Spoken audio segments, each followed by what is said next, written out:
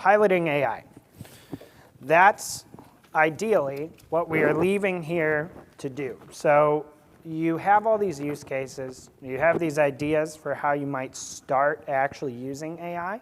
But what happens next? What happens when you go home? What happens when you go back to your organizations? What happens when you go out into the actual conference? Like, there are a few questions, considerations, and things you might want to be thinking about as you go.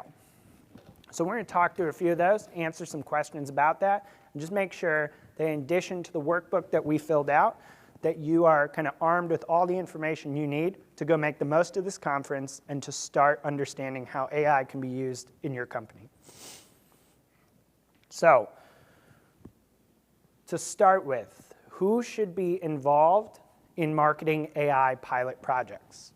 Now, surprise, there's no definitive answer to this, and some of the answers to these basic questions may seem pretty obvious, but again, we're all just getting started with this technology, so it makes sense to ask the obvious questions, come up with the obvious answers, and then move forward. So you really do want to be very careful up front that the core members of your team, the key people that you work with every day who are going to be actively using this technology or required to use it, are actually enthusiastic about it.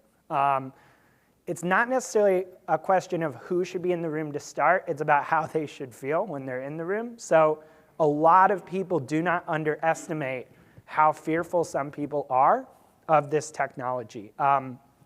Again, we've all been in meetings and rooms and organizations that tried to pilot traditional technology and fail miserably.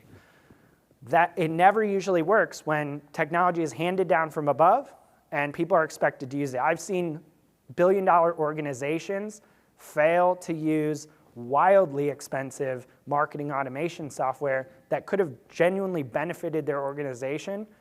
They just didn't use it. They just straight up did not touch it, did not use it, because they never were bought into it from the beginning. They weren't afraid of it, but this is even more complex because not only do you need to get buy-in, you need to reduce fear. And so a big thing we're actually going to try to do at this conference is reduce the fear around this technology. We're going to instead of talking about all the doom and gloom and possibilities of like what could go wrong, we're actually going to hopefully educate attendees about what could go right and how to actually get there. So to start with any pilot project, you really want to pay attention to making sure that your core team, the people who may be using this technology, feel excited, not afraid.